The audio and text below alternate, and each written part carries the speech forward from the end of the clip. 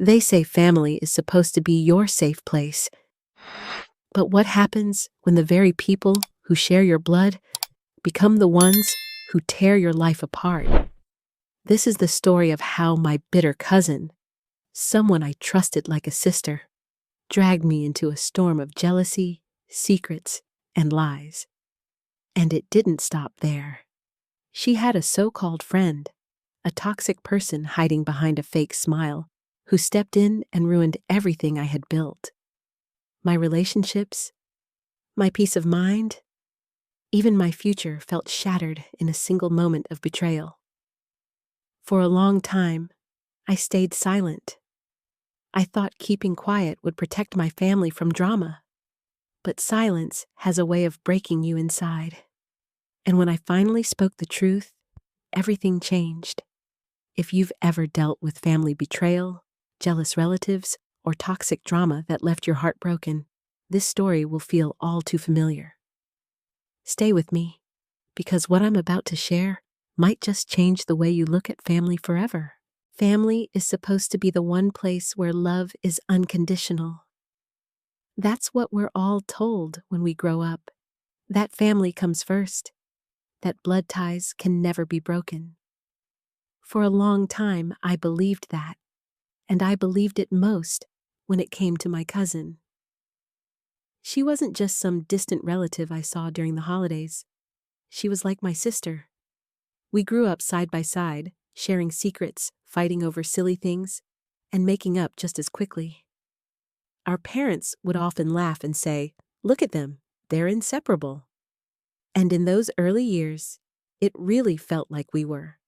But what no one noticed, or maybe what I didn't want to see, was the shadow of jealousy that was always hiding behind her smile. At first, it showed up in little ways. If I got a new dress, she would roll her eyes and mutter something about how I was trying too hard.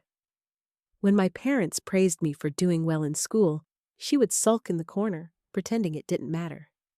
At family gatherings, if relatives complimented me, I could feel her gaze burning into me, as if every kind word thrown my way was a personal attack against her. Still, I brushed it off. That's just how cousins are, I told myself. A little rivalry, a little competition. It's normal, right? People call it sibling rivalry, even when you're not siblings, just cousins who grow up too close for comfort. But this wasn't just a healthy push and pull. This was something darker. The truth is, she carried a bitterness in her that I didn't understand back then. Maybe it was the way her parents compared her to me. Maybe it was her own insecurities. Or maybe it was just her nature. Whatever it was, it poisoned what could have been a beautiful relationship. I'll never forget one particular family dinner. Everyone was gathered around the table, laughter bouncing off the walls, when one of my uncles made a comment about how proud he was of me for winning an award at school. Before I could even smile or say thank you, my cousin cut in sharply. "Oh, it's not that big of a deal. Anyone could have done it. She just got lucky." The room went quiet for a moment. My uncle shifted uncomfortably. My parents tried to smooth things over with a laugh. "And me?" I just sat there, pretending it didn't sting, pretending it didn't hurt that the person I loved like a sister couldn't be happy for me, not even for a second. Those moments piled up over the years. Each one chipped away at the bond I thought we shared. It wasn't just small digs or eye rolls anymore. It turned into her whispering behind my back, spreading half-truths to relatives, making me look like I was arrogant or spoiled. She wanted to paint me as the golden child who thought too highly of herself, while she played the role of the overlooked, misunderstood cousin. What made it worse was how believable she was. She had this way of twisting stories, of making her bitterness sound like honesty. Slowly, family members began to look at me differently. A raised eyebrow here, a skeptical smile there. I started to feel like I was on trial in my own home. It broke my heart. I kept asking myself, why? Why can't she just be happy for me? Why does she see me as the enemy? Looking back now, I realize it wasn't about me at all. It was about her insecurities, her need to tear me down so she could feel taller. But at the time, all I felt was confusion and guilt. I thought maybe I had done something wrong. Maybe I wasn't a good cousin. Maybe I deserved her coldness. And that's the cruelest part of toxic family relationships. They make you question yourself. They make you feel guilty for someone else's bitterness. What I didn't know then was that this was only the beginning. The cracks in our bond were about to widen into an unfixable break. And it wouldn't just be her anymore. She was about to bring someone else into my life. Someone who would push those cracks wide open until everything I knew shattered. At first, the tension between my cousin and me was like a hairline crack in glass. Barely noticeable, easy to ignore. But just like a crack in glass, once the pressure builds, it doesn't take long before everything splinters. The signs were always there, only I didn't want to admit it. At birthday parties, she would make little digs disguised as jokes. "Don't eat too much cake," she'd whisper loud enough for everyone to hear. "You've already got enough attention without adding extra pounds." People would laugh awkwardly, unsure if she was teasing or insulting me. I'd force a smile, even though my stomach twisted inside. But those jokes started to grow sharper. They weren't just words anymore. They were calculated moments designed to humiliate me. One time, at a family gathering, she slipped into my room before dinner and rummaged through my bag. Later, when everyone was sitting together, she pulled out my personal journal, the one I carried everywhere, and began reading a passage out loud in a mocking tone. I froze. The room filled with nervous laughter, but to me, it felt like the walls were caving in. My private thoughts, my fears, my dreams, all laid bare, turned into ammunition for her cruel game. That night, I cried until my eyes swelled shut. And yet, the next day, I still tried to forgive her. Because that's what you're told to do with family, right? Let it go. She didn't mean it. Blood is thicker than water. But inside, something was beginning to fracture. The worst part wasn't even her cruelty. It was how she manipulated the people around us. She had this talent for wearing two faces. Around me, she was bitter and sharp, but in front of others, she played the role of the sweet, overlooked cousin who never got enough love. She'd corner relatives with whispers about me. She thinks she's better than everyone. She only cares about herself. You know, she's not as perfect as she looks. And the thing about lies is that when you repeat them enough, people start to believe them. Soon, the way family members looked at me began to change. Aunts and uncles who once praised me now gave me side glances, their smiles tighter, their words colder. Even my grandparents, who had always been my biggest supporters, started asking me questions that hinted at doubt. "Are you really spending so much money on yourself? Did you actually win that award fairly? Your cousin says you've been distant. Is that true?" It felt like I was living in a house of mirrors where nothing I did reflected the truth anymore. No matter how hard I tried to prove myself, the shadows of her words followed me everywhere. The most painful moment came during one holiday dinner. I had just shared some exciting news about a scholarship I had earned. My parents beamed with pride, but before the joy could even settle in, my cousin chimed in with her venomous tone. "Well, scholarships are easier to get when you know how to charm teachers. She's good at pretending to be perfect." Laughter rippled around the table. Not the warm kind, but the uncomfortable, forced kind. My chest burned. My hands shook. And for the first time, I realized I wasn't just the victim of her cruelty. I was also trapped in the silence of everyone else. No one defended me.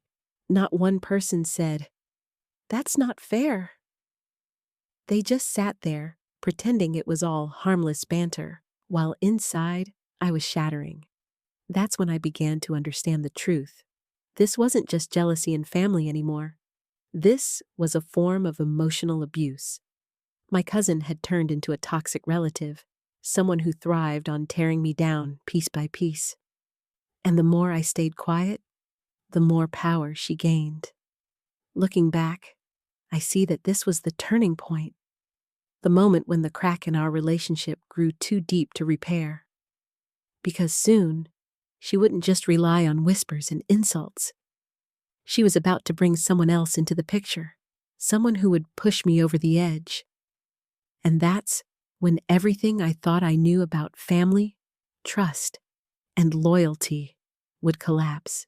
If my cousin's jealousy was a fire, then her so-called friend was the gasoline that turned it into an inferno.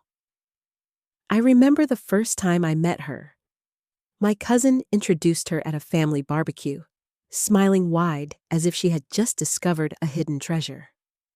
"This is my best friend," she announced proudly, pulling the girl by the arm. "She's like a sister to me." At first glance, she seemed charming. Polite smile, friendly handshake, the kind of person who knew exactly how to win over a crowd. My parents welcomed her warmly, and even I felt a flicker of hope.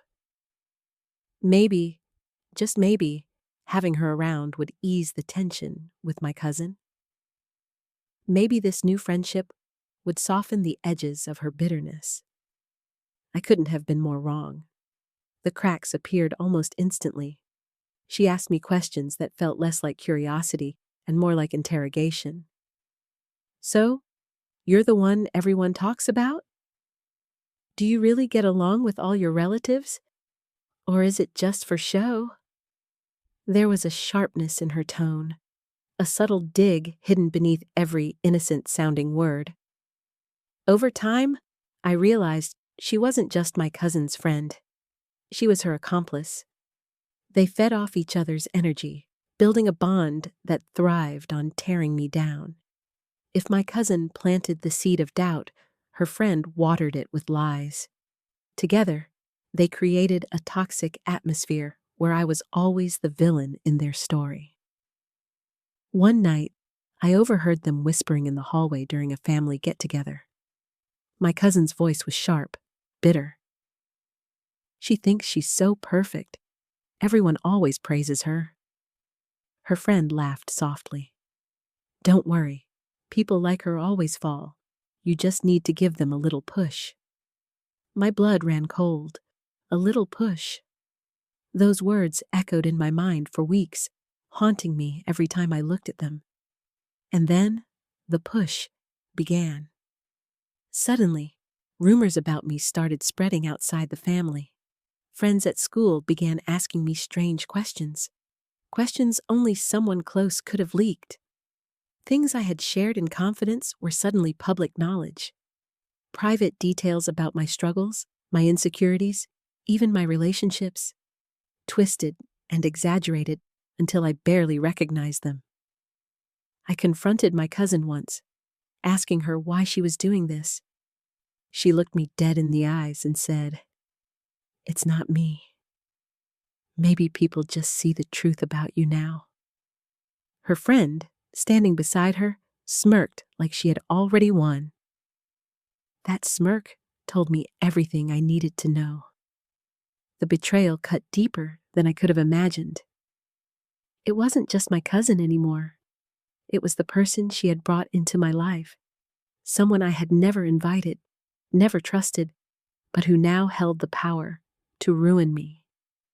And ruin me, she did. She knew how to manipulate situations, how to play the innocent bystander while pulling strings behind the scenes. Whenever I tried to defend myself, she acted shocked, wide-eyed, as though I was the one attacking her. And because she was new, an outsider, people believed her version of events over mine. Slowly, I started to lose allies. Friends who once stood by me drifted away, unsure who to trust. Relatives who used to support me became distant, their faith in me chipped away by the poison she spread. I was trapped in a web of lies, spun so carefully that even I began to doubt my own truth. It's a strange thing when you realize you're fighting not just one person's jealousy, but the combined force of a toxic friendship. My cousin had always been bitter, but with her friend, she became dangerous. It was like she had found someone who validated her darkest thoughts, someone who encouraged her to cross lines she might never have crossed alone. Looking back, I sometimes wonder if things would have been different had I spoken up sooner, had I refused to stay silent in the face of their cruelty.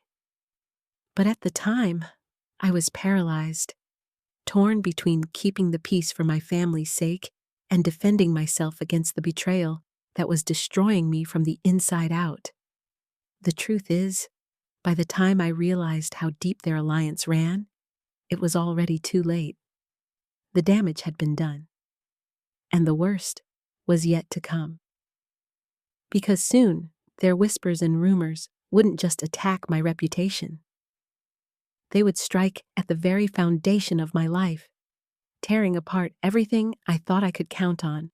Every story has a breaking point, the moment when everything you thought you could hold together comes crashing down. For me, that moment came because of my cousin and her friend. Up until then, the damage they caused was mostly emotional. Whispers, rumors, the slow erosion of trust in my relationships. Painful, yes, but survivable. I kept telling myself that if I just stayed quiet long enough, people would see the truth for themselves, that somehow my silence would protect me. I was wrong. The betrayal that finally shattered me wasn't just words, it was action. Calculated, cruel, and devastating. It started with my scholarship. That award wasn't just a piece of paper, it was my future. A chance to go to university, to step outside the toxic cycle of family drama, and finally build a life of my own. I worked for years, pouring every ounce of energy into my studies, sacrificing sleep, social life, and even my own health at times. It was my ticket out, and then it was gone. I still remember the phone call. The voice on the other end was polite but cold. They told me my scholarship had been revoked due to concerns raised about the integrity of my application. I couldn't breathe. I asked what they meant, but all they said was that they had received anonymous reports claiming parts of my application were fabricated. Anonymous reports. I knew instantly who it was. My cousin had access to my personal documents.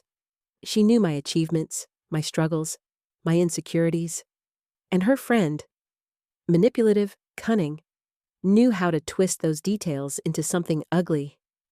Together, they planted enough doubt to make the committee reconsider my future.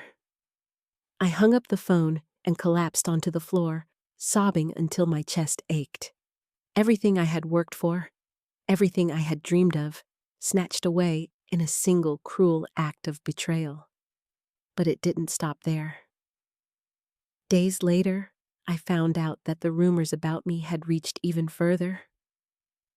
A close friend, someone I trusted with my whole heart, pulled away from me after hearing lies that I had betrayed them. My cousin's friend had told people I used others for my own gain, that I manipulated teachers, cheated on exams, even sabotaged friendships to stay on top. None of it was true, but truth didn't matter anymore.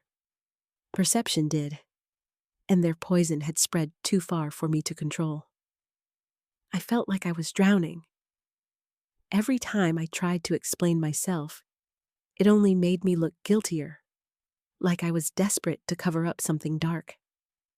I couldn't win. I was trapped in a narrative they had written for me, a story where I was the villain and they were the victims exposing me. The worst moment came when my parents confronted me. They didn't yell. but the disappointment in their eyes was unbearable. "Is it true?" my mother asked softly. "Did you lie on your application?" "No!" I shouted, my voice cracking with desperation. But the doubt was already there. The seed had been planted, watered, and grown into something unshakable. That night, I locked myself in my room and stared at the ceiling, feeling like my life was over. My future was gone, my reputation destroyed, my relationships shattered, all because of two people who decided my happiness was too much for them to bear. I can't describe the weight of that kind of betrayal. It's not just sadness. It's not just anger. It's the crushing realization that people you once called family can strip away everything you've built, not because you hurt them, but simply because they couldn't stand to see you succeed. I stopped eating. I stopped sleeping. Days blurred together in a haze of tears and silence. I avoided family gatherings, terrified of seeing their faces, of hearing another lie slip from their lips. I felt like a ghost in my own home, invisible, yet suffocating under the weight of every cruel word they had spoken. That was my lowest point, the moment I truly believed my life had been ruined by betrayal. But here's the thing about being shattered.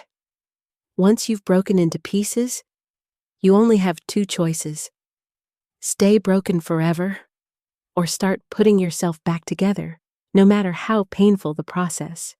And at that time, even though I didn't know it yet, a part of me was slowly preparing to choose the second option. Because as much as my cousin and her friend tried to silence me, they hadn't realized one thing: silence doesn't last forever. And when I finally found my voice, the story changed. Silence can feel like safety. When the chaos around you grows too loud, when accusations cut too deep, you tell yourself that saying nothing is better than making things worse. That was the lie I clung to, the fragile hope that if I just kept quiet, the storm would eventually pass. But silence is not safety. Silence is a prison, and mine nearly destroyed me. After losing my scholarship and watching my reputation crumble, I felt like I was standing on a cliff with no ground beneath me. Every part of me wanted to scream, to shout the truth so loudly that no one could ignore it. I wanted to tell the world that my cousin and her friend had poisoned everything, that I was innocent, that I was the victim of their jealousy and lies. But every time I opened my mouth, fear choked the words back down. I was terrified of how it would look. If I accused them, would my family believe me? Or would they see it as me lashing out, trying to shift the blame? Would I look bitter, desperate, petty? Those questions echoed louder than my own truth. So I stayed silent. At family dinners, I sat at the table like a ghost. I listened to their laughter, their conversations, and I pretended not to notice the sideways glances, the whispers that stopped the second I walked into the room. I chewed my food slowly, my chest heavy with words I would never say. Nights were the hardest. Lying in bed, staring at the ceiling, I would replay every betrayal in my mind. The smirk on my cousin's face, the calculated sweetness of her friend's voice, the doubt in my parents' eyes. I would grip my pillow and bite down on it, just to muffle the sobs that clawed their way out of my throat. I didn't want to burden anyone. I didn't want to break my family further apart. That was the cruel irony.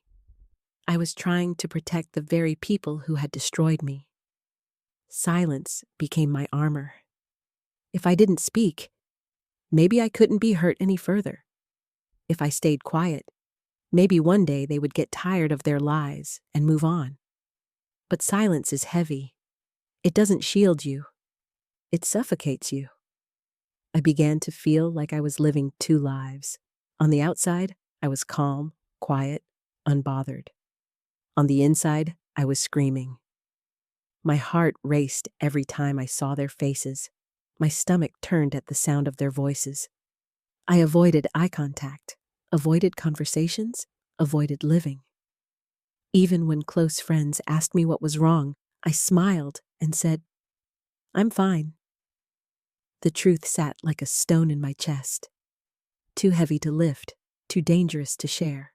And the longer I stayed silent, the more power they had. Every rumor went unchecked, every lie grew roots.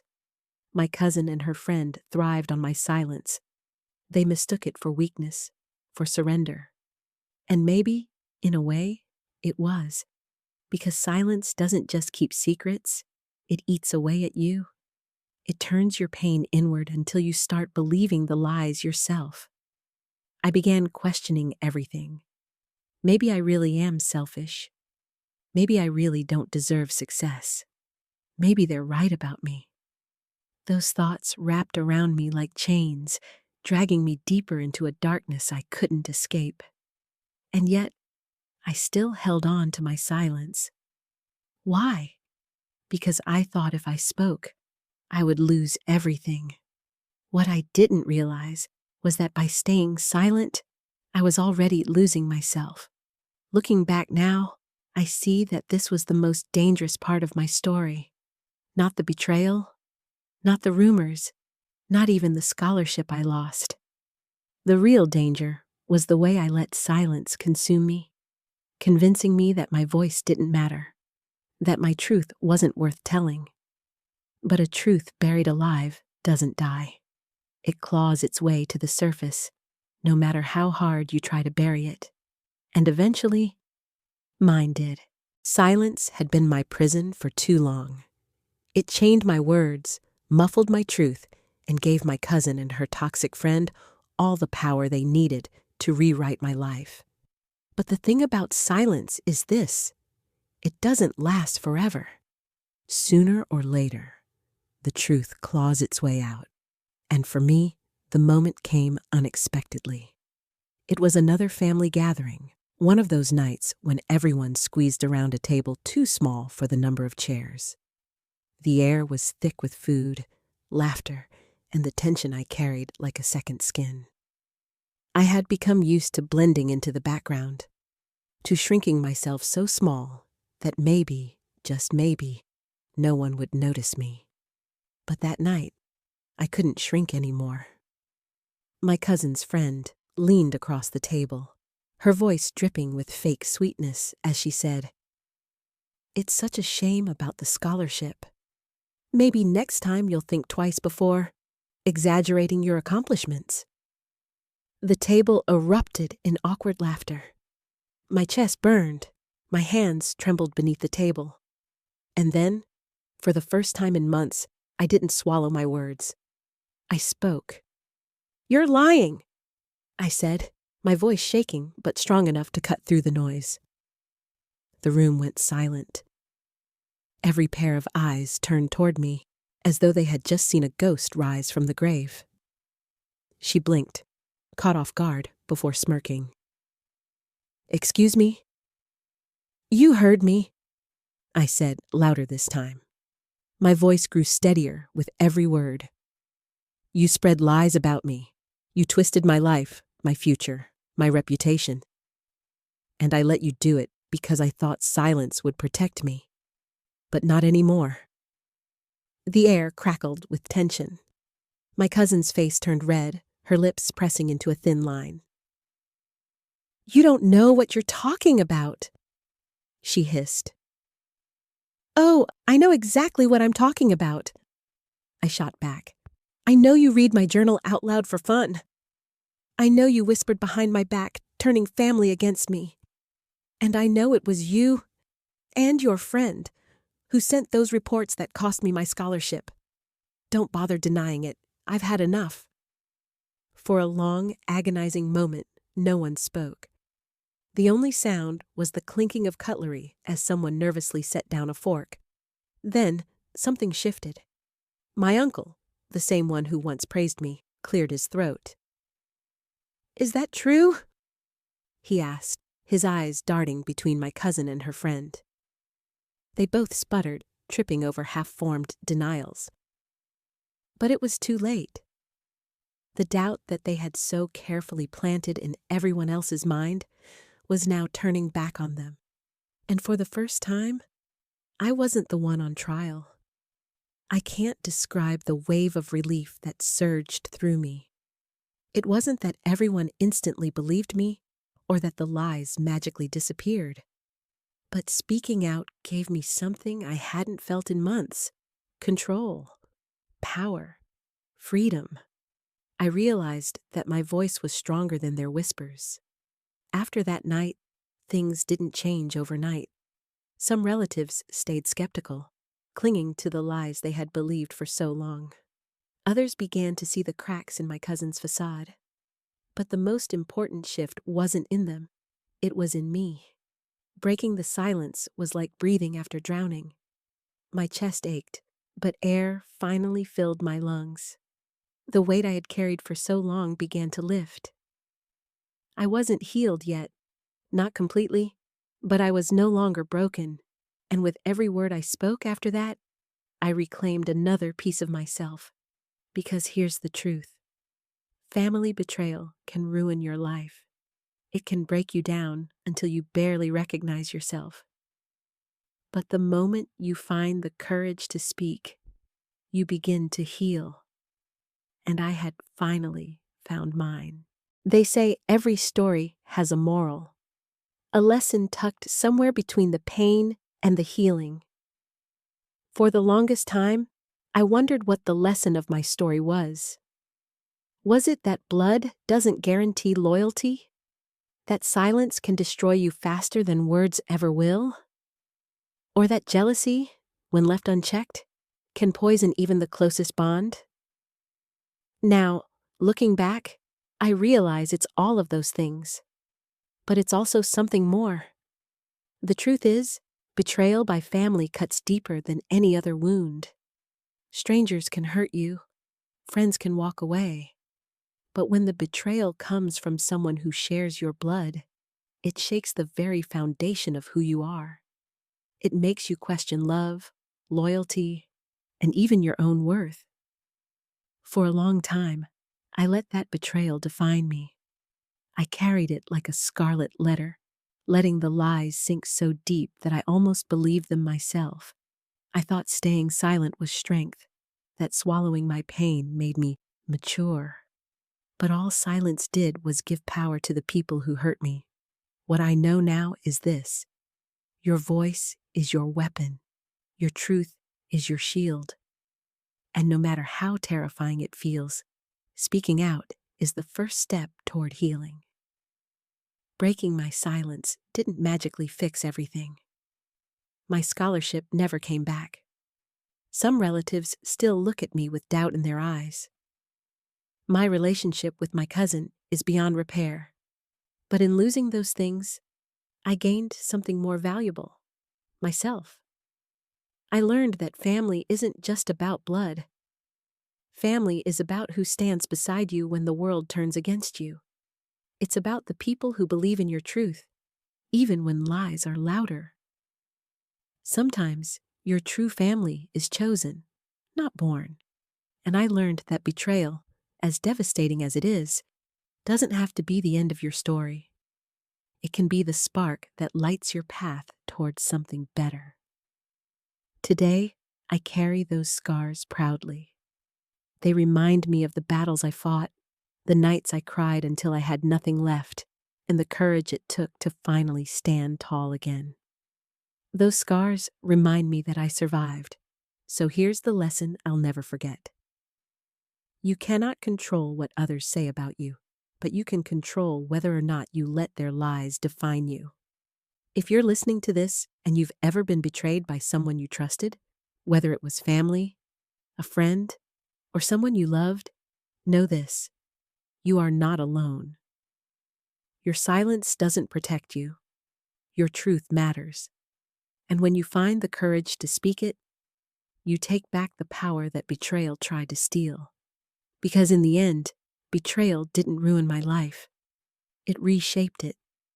It forced me to see who really stood by me, who I could trust, and most importantly, the strength I never knew I had inside me. And that is a lesson worth carrying forever.